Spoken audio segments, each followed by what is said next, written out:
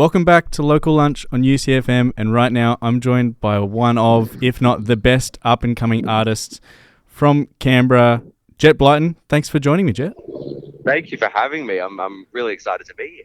Awesome. It's been kind of a massive 12 months for you as an artist, from writing and recording to releasing singles and then your EP slash album type thing, I guess. Yeah. How does it all feel up to this point? It's been very non-stop, but it's been a lot of fun. We started working on my last EP in January of last year, and then kind of just tried to get it all pumped out. And there's been some exciting pickup from social media and a little bit from Triple J as well, which has been fun. But well into the next project at the moment, which I'm very excited about. Very exciting. We're going to touch on all of that in a moment. But first of all, I did want to congratulate you on your EP, and I don't know what you want to call it, extended EP album, the deluxe version of the EP. Yeah. It's very exciting. It's all really good. But tell me first, what was it like to make that? It was actually super fun. I made it with a producer in Canberra called Keo.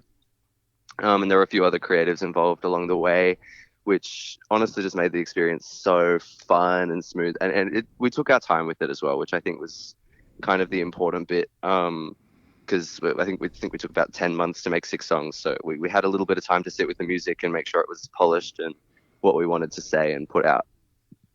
Yeah, well, it turned out amazing. All of it's really good. Thank you. No worries. When I first listened to the stuff, I was shocked by how it sounded, and how different it was to some of the stuff that you had played back in high school, for example. Yeah. How did you kind of find your sound and release something that you thought was really good, which it is?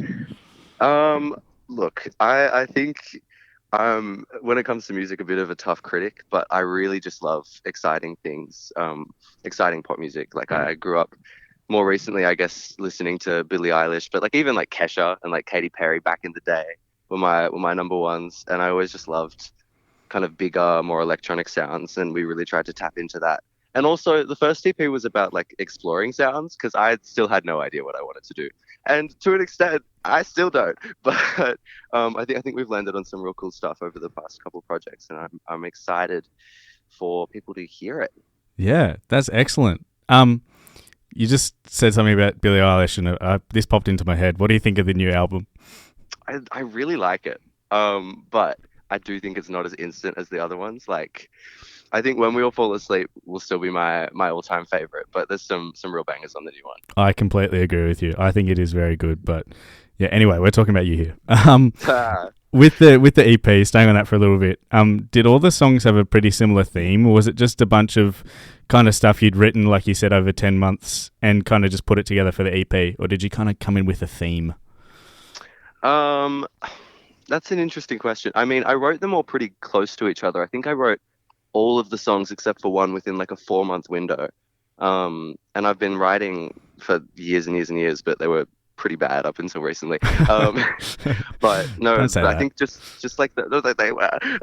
But I think like the kind of like 2023 start of the year was when they started to get I think fun and good.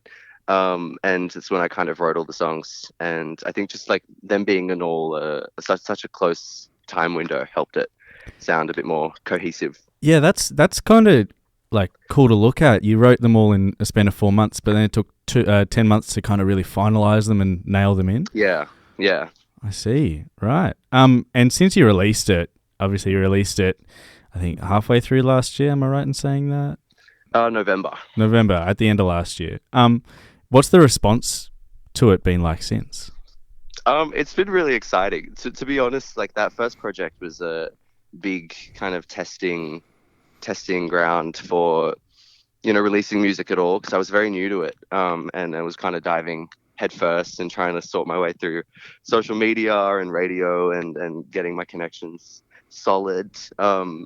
But it was good fun, and I think there's been a bit of pickup. I was nominated for a Music ACT Music Award last year, which was very exciting. That is very exciting. Congratulations on that too. Thank you very much. There's a few different things, but No, it's been just a lot of fun, really. Yeah. And obviously we said at the top, well, you said at the top, it's been picked up by and played by Triple J and their sister stations, and of course other massive institutions like UCFM. Um, but how is it? Has the response kind of changed since you got that attention from? I think it was Triple J Unearthed a couple of weeks ago. Yeah, that was very exciting. It was an, for new listeners. It was for an If You Like Troye Sivan segment that Triple J and Earth put together, and they picked 5 acts across the country. So I was very honored to be a part of that 5. But Troye Sivan, I think, is like the obvious kind of comparison point that I get a lot. So it was very cool. Yeah, you've got to be getting sick of that at this point.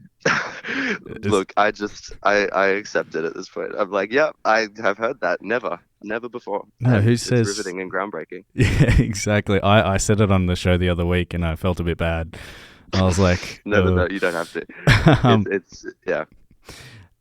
Now I'm changing topics for a second. We were friends before you released music. Yes. Due to us being in music together and you stealing all my marks. I'm so sorry. No, your music was much better than mine.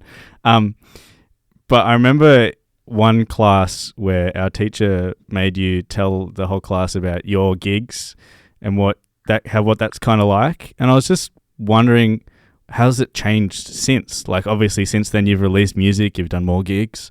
How's it changed?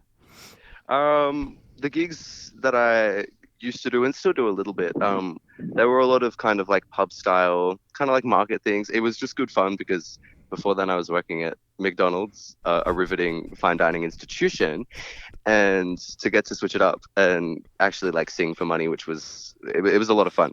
But I've got a gig coming up I've got a couple actually. I've got a gig coming up like this week, which is like a real gig, like at a venue.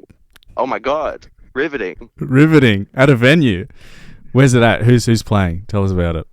It's at the Polo, which is, I believe, in O'Connor or Turner, something around O'Connor. there. It's in O'Connor, yeah. O'Connor, lovely. And I'm with Sophie Edwards and Gia Ransom, and it's going to be an excellent night. 2 other excellent Canberra artists as well. They're so good. So good. What should people expect from that show? People could expect it to be a laboratory. I've never played a pop show all by myself before. Experimental. Yeah, it'll be experimental. You can expect some new music that no one's ever heard before. Ah, that's exciting. No, it will be I'm very excited to debut a track or 2. Yeah. So on that topic, is there anything exciting in the works, and is there anything people should look out for? Oh, you bet. I've been around Sydney and Melbourne and Canberra for the past 5 months or so, putting together kind of a new project at the moment, which I'm so excited about. But there's some collabs with some really exciting producers across a myriad of genres, and you can look out for me around Unearthed High time for Triple J, because it's the last year I can enter it this year. So you can expect some music in July and maybe a bit more coming out later this year too. Oh, very exciting. Can people also expect maybe a Jett Blyton headline show? Yes, we're actually trying to work out something very interesting with the concept as well. But I won't reveal too much, but it'll be a little bit alternative. Yeah, and people can also maybe look out for an upcoming supporting show, if you want to call it that. At the UC. How shocking! At UC, can't disclose who. It's very soon, and that is a good hit. But I'm so excited for that. I'm actually just so excited. I can't wait for some. Actually, I can't speak about it. I'm too excited. Too excited. I'm excited too. I'm excited that you told me, and I'm going to be able to see you perform live for them at UC of all places. At UC, exactly. Well, keeping it in the house, in the family. In the family, exactly. All right, that's all I have for you today, Jett. Thank you very much for coming and joining me on today's show. Hope you had fun. It's good fun. Good fun always, and it's lovely to catch up with you. Yeah, lovely to catch up with you too. Thank you very much, Jett. Have a good one. Talk to you soon. See ya.